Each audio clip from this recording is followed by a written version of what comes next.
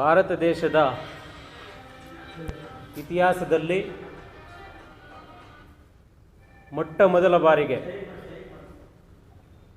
1924 September 24ನೇ ತಾರೀಕು ಬಾಬಾ ಸಾಹೇಬ್ ಅಂಬೇಡ್ಕರ್ ಅವರು ಮಹಾರಾಷ್ಟ್ರದ ನಾಗಪುರದಲ್ಲಿ ಕಟ್ಟಿದ ಸಂಘಟನೆ ಸಮತಾ ಸೈನಿಕ ದಳ. ಸಮತಾ ಸೈನಿಕ ದಳ ಸಂಸ್ಥಾಪಕರು ಬಾಬಾ ಸಾಹೇಬ್ ಅಂಬೇಡ್ಕರ್ ಅವರು. ಈ ಸಂಸ್ಥಾಪಕ ಸದಸ್ಯರಾಗಿ ಆಯ್ಕೆಯಾಗಿದ್ದವರು ಆಗ 5 ಜನ ಮಿಲಿಟ್ರಿಯಲ್ಲಿ ಕೆಲಸ ಮಾಡ್ತಾ ಇರ್ತಕ್ಕಂಥ ವ್ಯಕ್ತಿಗಳಾಗಿರ್ತಾರೆ. ಅವರೊಂದಿಗೆ ಪ್ರಾರಂಭವಾದಂಥ ಸಮತಾ ಸೈನಿಕ ದಳ ಇದೇ ಸೆಪ್ಟೆಂಬರ್ 24, 2024ಕ್ಕೆ 100 ವರ್ಷಗಳು ತುಂಬಿತು. ಈ 100 ವರ್ಷಗಳ ಇತಿಹಾಸದಲ್ಲಿ ಭಾರತ ದೇಶದಲ್ಲಿ ಎಲ್ಲ ರಾಜ್ಯಗಳಲ್ಲೂ ಸಮತಾ ಸೈನಿಕ ದಳದ ಶಾಖೆಗಳಿದ್ದಾವೆ, ರಾಜ್ಯ ಸಮಿತಿಗಳಿದ್ದಾವೆ, ಜಿಲ್ಲಾ ಸಮಿತಿಗಳಿದ್ದಾವೆ. ಸಮರ್ಪಕವಾಗಿ ಸಂವಿಧಾನಬದ್ಧವಾಗಿ ಕಾರ್ಯಾಂಗಬದ್ಧವಾಗಿ ಕೆಲಸ ಮಾಡಿಕೊಂಡು ಇಂದಿಗೂ ಸಹ ಹೋಗ್ತಾ ಇದ್ದಾವೆ. ಹಾಗಾಗಿ ಬಾಬಾ ಸಾಹೇಬ್ ಅಂಬೇಡ್ಕರ್ ಅವರು ಕಟ್ಟಿರ್ತಕ್ಕಂಥ ಸಮತಾ ಸೈನಿಕ ದಳಕ್ಕೆ 100 ವರ್ಷಗಳ ಸಂಭ್ರಮಾಚರಣೆಯನ್ನು ಸೆಪ್ಟೆಂಬರ್ 24ರಿಂದ ಸತತವಾಗಿ 100 ದಿನಗಳ ಕಾಲ ಮುಂದಿನ ಜನವರಿ 4ರ ತನಕ 100 ದಿನಗಳು 100 ಕಾರ್ಯಕ್ರಮಗಳ ರೀತಿಯಲ್ಲಿ ಇಡೀ ದೇಶದಾದ್ಯಂತ ನಡೀತಾ ಇದೆ.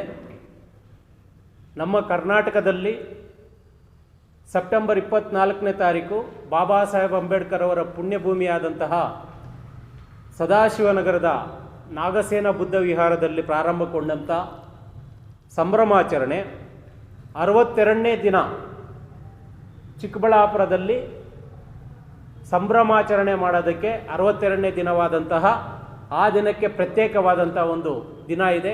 ಅದು ನವೆಂಬರ್ 26. ಬಾಬಾ ಸಾಹೇಬ್ ಅಂಬೇಡ್ಕರ್ ಅವರು ಸಂವಿಧಾನವನ್ನು ಸಮರ್ಪಣೆ ಮಾಡಿ 75 ವರ್ಷಗಳು. ಅಂದಿಗೆ ಇವೆರಡೂ ಕಾರ್ಯಕ್ರಮಗಳನ್ನು ಚಿಕ್ಕಬಳ್ಳಾಪುರದಲ್ಲಿ ಅದ್ಧೂರಿಯಾಗಿ ಅರ್ಥಪೂರ್ಣವಾಗಿ ಬಾಬಾ ಸಾಹೇಬ್ ಅಂಬೇಡ್ಕರ್ ಅವರ ಹಬ್ಬದ ವಾತಾವರಣದಲ್ಲಿ ಮಾಡಬೇಕು ಅಂತ ಹೇಳ್ಬಿಟ್ಟು ನಾವೆಲ್ಲರೂ ತೀರ್ಮಾನ ಮಾಡಿದ್ದೇವೆ. ಈ ಕಾರ್ಯಕ್ರಮಕ್ಕೆ ನಮ್ಮ ರಾಷ್ಟ್ರೀಯ ಅಧ್ಯಕ್ಷರಾದಂತಹ ಡಾಕ್ಟರ್ ವೆಂಕಟಸ್ವಾಮಿನವರು ಚಾಲನೆ ಕೊಡ್ತಾ ಇದ್ದಾರೆ. ಕರ್ನಾಟಕ ರಾಜ್ಯದಲ್ಲಿರ್ತಕ್ಕಂಥ ರಾಜ್ಯ ಸಮಿತಿಯಲ್ಲಿರ್ತಕ್ಕಂಥ ಎಲ್ಲ ರಾಜ್ಯ ನಾಯಕರು, ದಕ್ಷಿಣ ಭಾರತದಲ್ಲಿರ್ತಕ್ಕಂಥ ಎಲ್ಲ ರಾಜ್ಯ ನಾಯಕರು, ಕೇರಳದಿಂದ, ತಮಿಳುನಾಡಿಂದ, ಕರ್ನಾಟಕ, ಆಂಧ್ರ ಪ್ರದೇಶ್, ತೆಲಂಗಾಣ ಈ 5 ರಾಜ್ಯಗಳಲ್ಲಿರ್ತಕ್ಕಂಥ ಪ್ರಮುಖರು ಈ ಕಾರ್ಯಕ್ರಮಕ್ಕೆ ಆಗಮಿಸ್ತಾ ಇದ್ದಾರೆ. ಜೊತೆಗೆ ಸಂವಿಧಾನ ತಜ್ಞರು, ಬುದ್ಧಿಜೀವಿಗಳು ಅನೇಕರು ಈ ಕಾರ್ಯಕ್ರಮದಲ್ಲಿ ಬಾಬಾ ಸಾಹೇಬ್ ಅಂಬೇಡ್ಕರ್ ಅವರ ಬಗ್ಗೆ, ಸಮತಾ ಸೈನಿಕ ದಳದ ಬಗ್ಗೆ ಮತ್ತು ಸಂವಿಧಾನದ ಬಗ್ಗೆ ಮಾತನಾಡುವಂಥ ಬುದ್ಧಿಜೀವಿಗಳು, ಸಂವಿಧಾನ ತಜ್ಞರು ಬರ್ತಾ ಇದ್ದಾರೆ.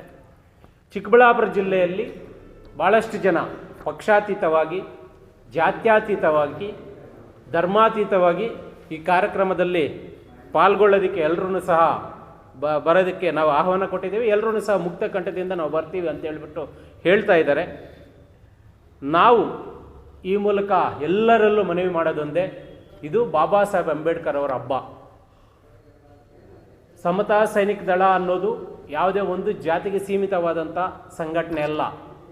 ಸಮತಾ ಸೈನಿಕ ದಳ ಅಂದರೆ ಆಗಿನ ಬಾಬಾ ಸಾಹೇಬ್ ಅಂಬೇಡ್ಕರ್ ಅವರು ಈ 3 ಪದಗಳಿಗೂ ಸಹ ವಿಶೇಷವಾದಂಥ ಒಂದು ಅರ್ಥವನ್ನು ಕಲ್ಪಿಸಿ ಮುಂದಾಲೋಚನೆಯಿಂದ ಎಲ್ಲರೂ ಸಹ ಒಂದು ಒಟ್ಟುಗೂಡಿ ಮಾಡಬೇಕು. ಈ ಬಾಬಾ ಸಾಹೇಬ್ ಅಂಬೇಡ್ಕರ್ ಅವರಿಗೆ ಆದಂಥ ಒಂದು ಅಟ್ಯಾಕಲ್ಲಿ ಅವರ ಮೇಲೆ ಮಾರಣಾಂತಿಕ ಹಲ್ಲೆ ಆದಾಗ ನನಗೇನೇ ರಕ್ಷಣೆ ಇಲ್ಲ ಅಂತ ಹೇಳಿದರೆ ನನ್ನ ಜನಕ್ಕೆ ಇನ್ನೆಲ್ಲೇ ರಕ್ಷಣೆ ಇರುತ್ತೆ ಅಂತ ಹೇಳಿಬಿಟ್ಟು ತನಗೆ ತಾನು ರಕ್ಷಣಾತ್ಮಕವಾಗಿ ನಿಲ್ಲಬೇಕು ಅಂತ ಹೇಳಿಬಿಟ್ಟು ಸಮತಾ ಸೈನಿಕ ದಳವನ್ನು ಕಟ್ಟಿದಂಥ ಬಾಬಾ ಸಾಹೇಬ್ ಅಂಬೇಡ್ಕರ್ ಅವರು ಇವತ್ತು ಸಂವಿಧಾನದ ಆಶಯಗಳಿಗೆ ಅನುಗುಣವಾಗಿ ಸಮತಾ ಸೈನಿಕ ದಳ ಇಷ್ಟು ವರ್ಷಗಳಿಂದ ನಡ್ಕೊಂಡು ಹೋಗ್ತಾ ಇದೆ. 1925ರಲ್ಲಿ ಸಮತಾ ಸೈನಿಕ ದಳಕ್ಕೆ ಒಂದು ಪ್ರತ್ಯೇಕವಾದಂಥ ಒಂದು ಸಂವಿಧಾನವನ್ನು ಬರೀತಾರೆ ಬಾಬಾ ಸಾಹೇಬ್ ಅಂಬೇಡ್ಕರ್ ಅವರು. ಅದು ಆ ಸಂವಿಧಾನದಲ್ಲಿ ಇರ್ತಕ್ಕಂಥ ಕೆಲವು ಅಂಶಗಳನ್ನು ಭಾರತ ಸಂವಿಧಾನಕ್ಕೂ ತಗೊಂಡು ಒಂದು ಮಹತ್ವಪೂರ್ಣವಾದಂಥ ಒಂದು ಕಾರ್ಯಕ್ಕೆ ಕಾರ್ಯಕರ್ತರಾಗ್ತಾರೆ, ಕಾರಣೀಭೂತರಾಗ್ತಾರೆ ನಮ್ಮ ಬಾಬಾ ಸಾಹೇಬ್ ಅಂಬೇಡ್ಕರ್ ಅವರು. ಅದರ ಬಗ್ಗೆ ಭಾಳಷ್ಟು ವಿಚಾರಗಳು ನಡೆಯುವ ಚಿಕ್ಕಬಳ್ಳಾಪುರದಲ್ಲಿ ನಡೆಯುವ ಒಂದು ಕಾರ್ಯಕ್ರಮದಲ್ಲಿ ಅಂದು ದಿನ 26ನೇ ತಾರೀಕು ಬೆಳಗ್ಗೆ 11 ಗಂಟೆಗೆ ಬಾಬಾ ಸಾಹೇಬ್ ಅಂಬೇಡ್ಕರ್ ಅವರ ಭವನದಿಂದ ಮೆರವಣಿಗೆ ಹೊರಟು ವಿವಿಧ ಕಲಾ ತಂಡಗಳು, ವಾದ್ಯಗೋಷ್ಠಿಗಳು, ತಮಟೆಗಳೊಂದಿಗೆ ಅಪಾರ ಜನಸಂಖ್ಯೆಯಲ್ಲಿ ನಾವು ಇಲ್ಲಿಂದ ಮೆರವಣಿಗೆ ಮೂಲಕ ತೆರಳಿ BB ರಸ್ತೆ ಮೂಲಕ ಒಕ್ಕಲಿಗರ ಕಲ್ಯಾಣ ಮಂಟಪದಲ್ಲಿ ಸಮಾವೇಶಗೊಂಡು ವೇದಿಕೆ ಕಾರ್ಯಕ್ರಮ 12 ಗಂಟೆಗೆ ಸ್ಟಾರ್ಟ್ ಆಗುತ್ತೆ. ವೇದಿಕೆ ಕಾರ್ಯಕ್ರಮದಲ್ಲಿ ಅನೇಕ ಬುದ್ಧಿಜೀವಿಗಳು ಬರ್ತಾ ಇದ್ದಾರೆ. ನಾವೆಲ್ಲರೂ ಸಹ ಈ ಮೂಲಕ ಜಿಲ್ಲೆಯಲ್ಲಿರ್ತಕ್ಕಂಥ ಪ್ರತಿಯೊಬ್ಬರಲ್ಲೂ ಸಹ ನಾನು ಮನವಿ ಮಾಡ್ತೇನೆ, ದಯವಿಟ್ಟು ಇದು ಬಾಬಾ ಸಾಹೇಬ್ ಅಂಬೇಡ್ಕರ್ ಅವರ ಹಬ್ಬ. ಇದು ಯಾವುದೇ ಒಂದು ಜಾತಿಗೋ ಧರ್ಮಕ್ಕೋ ಸೀಮಿತವಾದಂಥ ಒಂದು ಕಾರ್ಯಕ್ರಮ ಅಲ್ಲ. ದಯವಿಟ್ಟು ಈ ಕಾರ್ಯಕ್ರಮದಲ್ಲಿ ಪ್ರತಿಯೊಬ್ಬರೂ ಪಾಲ್ಗೊಂಡು ಕಾರ್ಯಕ್ರಮ ಯಶಸ್ವಿ ಮಾಡಬೇಕು ಅಂತ ಹೇಳ್ಬಿಟ್ಟು ಈ ಮೂಲಕ ಜಿಲ್ಲೆಯ ಎಲ್ಲ ಜನರಲ್ಲೂ ಸಹ ನಾನು ಮನವಿ ಮಾಡ್ತಾ ನನ್ನ ಮಾತಿಗೆ ವಿರಾಮ ಹೇಳ್ತಾ ಇದ್ದೇನೆ. ಈಗ ಪತ್ರಿಕಾ ಮತ್ತು ಮಾಧ್ಯಮ ಮಿತ್ರರೆಲ್ಲರಿಗೂ ಸಹ ಸ್ವಾಗತವನ್ನು ಬಯಸ್ತಾ ಈ ಪತ್ರಿಕಾಗೋಷ್ಠಿಯಲ್ಲಿ ನಾನು GC ವೆಂಕಟರಮಣಪ್ಪ ಅಂತ ಸಮತಾ ಸೈನಿಕ ದಳದ ರಾಜ್ಯ ಮಹಾಪ್ರಧಾನ ಕಾರ್ಯದರ್ಶಿ, ನನ್ನ ಜೊತೆ ಜಿಲ್ಲಾಧ್ಯಕ್ಷರಾದಂತಹ G ಈಶ್ವರಪ್ಪ ಅವರಿದ್ದಾರೆ, ಜಿಲ್ಲಾ ಪ್ರಧಾನ ಕಾರ್ಯದರ್ಶಿಗಳಾದಂತಹ G ಅಶ್ವತ್ಥಪ್ಪ ಅವರಿದ್ದಾರೆ.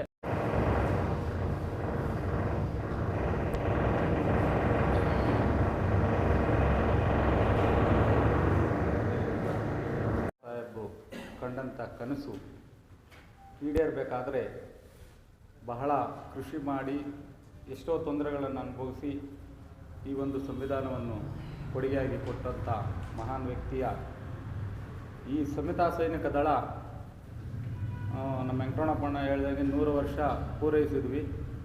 ಏನು ಬುದ್ಧ ವಿಹಾರದಲ್ಲಿ ಪೂರೈಸಿದ್ವಿ. ಇವತ್ತು ನಮ್ಮ ಜಿಲ್ಲೆಯಲ್ಲಿ ಮಾಡಬೇಕು ಅಂತ ನಮ್ಮ ರಾಷ್ಟ್ರೀಯ ನಾಯಕರು ಮತ್ತು ನಮ್ಮ ರಾಜ್ಯ ನಾಯಕರು ತಿಳಿಸಿದಾಗ ನಾವು ಈ ಒಂದು ರೂಪುರೇಷೆಗಳನ್ನು ನಮ್ಮ ಚಿಕ್ಕಬಳ್ಳಾಪುರ ಜಿಲ್ಲೆಯಲ್ಲಿ ಏನು ಅಂಬೇಡ್ಕರ್ ಭವನದಿಂದ ಒಕ್ಕಲಿಗರ ಕಲ್ಯಾಣ ಮಂಟಪದ ಸಮಾವೇಶವಿರುತ್ತದೆ. ಇದು ಯಾವುದೇ ಒಂದು ಜಾತಿಗೆ ಸೀಮಿತವಲ್ಲ, ಯಾವುದೇ ಒಂದು ವರ್ಗಕ್ಕೆ ಸೀಮಿತವಲ್ಲ. ಬಾಬಾ ಸಾಹೇಬ್ ಅಂಬೇಡ್ಕರ್ ಹಾಕಿಕೊಟ್ಟಿರ್ತಕ್ಕಂಥ ಮಾರ್ಗ. ಕಾರಣ ಇವತ್ತು ಕೆಲವರು ತಪ್ಪಾಗಿ ತಿಳ್ಕೊಬೋದು, ಬರೀ ಏನು ಅಂಬೇಡ್ಕರ್ ಅಂದರೆ ಬರೀ ಒಂದು ವರ್ಗಕ್ಕೆ ಸೀಮಿತ ಅಂತ.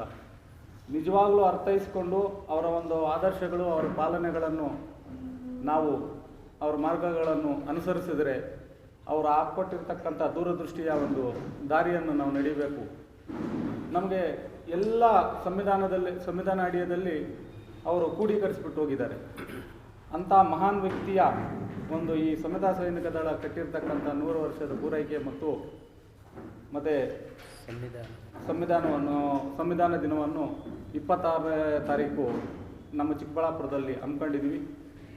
ತಾವೆಲ್ಲರೂ ಬರಬೇಕು ಅಂತ ಈ ಒಂದು ಸಮಯದಲ್ಲಿ ನಾನು ಮನವಿ ಮಾಡುತ್ತಾ ನನ್ನ 2 ಮಾತುಗಳನ್ನು. ಪ್ರಗತಿಪರ, ದಲಿತ ಪರ, ಕನ್ನಡ ಪರ, ರೈತ ಪರ ಎಲ್ಲ ಸಂಘಟನೆಗಳ ಮುಖಂಡರು ಕೂಡ ಇದರಲ್ಲಿ ಭಾಗವಹಿಸಬೇಕು. ಬಹು ಮುಖ್ಯವಾಗಿ ದಲಿತ ಪರ ಸಂಘಟನೆಗಳು ಭಾಗವಹಿಸುವುದರ ಜೊತೆಗೆ ಬಾಬಾ ಸಾಹೇಬ್ ಅಂಬೇಡ್ಕರ್ ಅವರ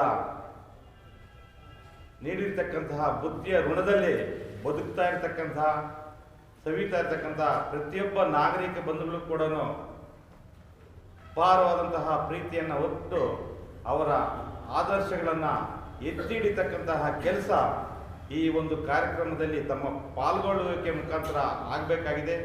ಯಾವುದೋ ಒಂದು ಸಂಘಟನೆ ಮಾಡ್ತಾ ಇದೆ, ಆ ಸಂಘಟನೆಗೂ ನಮಗೆ ಸಂಬಂಧ ಇಲ್ಲ ಅನ್ನೋಂಥ ರೀತಿಯಲ್ಲಿ ನುಣುಚಿಕೊಳ್ಳದೆ ಬಾಬಾ ಸಾಹೇಬ್ ಅಂಬೇಡ್ಕರ್ ಅವರು ಕಟ್ಟಿರ್ತಕ್ಕಂತಹ ಈ ದೇಶದ ಏಕೈಕ ಪ್ರಪ್ರಥಮ ಸಂಘಟನೆ ಇದು ಸಮತಾ ಸೈನಿಕ ದಳ ಆಗಿದೆ. ಅದರ ಜೊತೆಗೆ ವಿಶೇಷವಾಗಿರ್ತಕ್ಕಂಥದ್ದು ಒಂದು ಸಂವಿಧಾನ ಸಮರ್ಪಣಾ ದಿನ. ಸಮತಾ ಸೈನಿಕ ದಳದಲ್ಲಿ ಬರೀ ಬಾಬಾ ಸಾಹೇಬ್ ಅಂಬೇಡ್ಕರ್ ಅವರ ಜಯಂತಿಯ ವಿಚಾರ ಒಂದೇ ಅಲ್ಲ, ಅನೇಕ ಸಂಘಟನೆಗಳು ಕೆಲವು ಕಾರ್ಯಕ್ರಮಗಳನ್ನು ಮಾತ್ರನೇ ತಗೊತಾ ಇದೆ. ಆದರೆ ಸಮತಾ ಸೈನಿಕ ದಳದಲ್ಲಿ ಅನೇಕ ರೀತಿಯ ಕಾರ್ಯಕ್ರಮಗಳನ್ನು ಹಮ್ಮಿಕೊಳ್ತಾ ಹೋಗ್ತಾ ಇರ್ತದೆ. ಈ ನಿಟ್ಟಿನಲ್ಲಿ ಈ ಒಂದು ಸಂಭ್ರಮಾಚರಣೆಯಲ್ಲಿ ಎಲ್ಲ ನನ್ನ ದಲಿತ ಪರ ಅಣ್ಣ ತಮ್ಮಂದರು, ಅಕ್ಕ ತಂಗಿಯರು ಮತ್ತು ಅಧಿಕಾರಿ ವರ್ಗದವರು ಎಲ್ಲರೂ ಕೂಡ ಭಾಗವಹಿಸುವ ಮುಖಾಂತರ ಬಾಬಾ ಸಾಹೇಬ್ ಅಂಬೇಡ್ಕರ್ ಅವರ ಹೆಸರನ್ನು ಮೇರು ಹಂತಕ್ಕೆ ಕೊಂಡೊಯ್ಯಬೇಕು. ಈ ಒಂದು ಹಂತದಿಂದ ಅವರ ಆದರ್ಶಗಳನ್ನು ಹಳ್ಳಿಗೂ ತಲುಪುವಂತಹ ಕೆಲಸ ನಾವು ಮುಂದಿನದಲ್ಲಿ ಮಾಡ್ತೀವಿ. ಹಾಗಾಗಿ ಅನೇಕ ರಾಜ್ಯ ನಾಯಕರು ಬರ್ತಾ ಇದ್ದಾರೆ. ಈ ಒಂದು ಕಾರ್ಯಕ್ರಮಕ್ಕೆ ಹಬ್ಬದ ಸಂಭ್ರಮವನ್ನು ನೋಡುವಂತಹ ಕೆಲಸ ರೀತಿ ಆಗಬೇಕು. ಹಾಗಾಗಿ ಎಲ್ಲ ತಾಲೂಕುಗಳಿಂದನೂ ಕೂಡ ಹೆಚ್ಚಿನ ಜನಸಂಖ್ಯೆಯಲ್ಲಿ ಬಂದು ಈ ಕಾರ್ಯಕ್ರಮವನ್ನು ಯಶಸ್ವಿಗೊಳಿಸ್ಬೇಕಂತೇಳಿ ಮನವಿ ಮಾಡ್ತಾ ಇದ್ವಿ. ಅವರೇನು ಅವ್ರ ಕಡೆಯಿಂದ ಪ್ರತಿಕ್ರಿಯೆ ಬಂದಿಲ್ಲ. ಪ್ರತಿಕ್ರಿಯೆ ಬಂದ ನಂತರ ನೋಡೋಣ ಅಂತಿದ್ವಿ. ಪ್ರತಿಕ್ರಿಯೆ ಬರಲಿಲ್ಲ ಅಂತ ಹೇಳಿದ್ರೆ 26 ನಂತರ ನಮ್ಮ ಮುಖಂಡರೆಲ್ಲ ಕೂತ್ಕೊಂಡು ಒಂದು ತೀರ್ಮಾನ ತಗೊಂಡು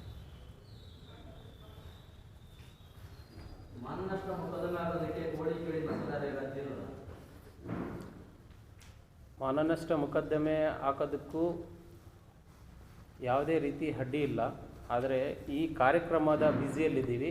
ಈ ಕಾರ್ಯಕ್ರಮ ಮುಗಿದ ನಂತರನೇ ಎಲ್ಲ ಕಾರ್ಯಕ್ರಮಗಳು ಸುಗಮವಾಗಿ ಆಗುತ್ತೆ, ಯಾವುದೇ ಅನುಮಾನ ಬೇಡ. ಸಮತಾ ಸೈನಿಕ ದಳ ಯಾಕೆ ಸಾರ್ವಜನಿಕರ ಸಮಸ್ಯೆಗಳನ್ನು ಹೆಚ್ಚಾಗಿ ಕೈಗೆತ್ತಿಕೊಳ್ತಾ ಇಲ್ಲ ಅಂತ?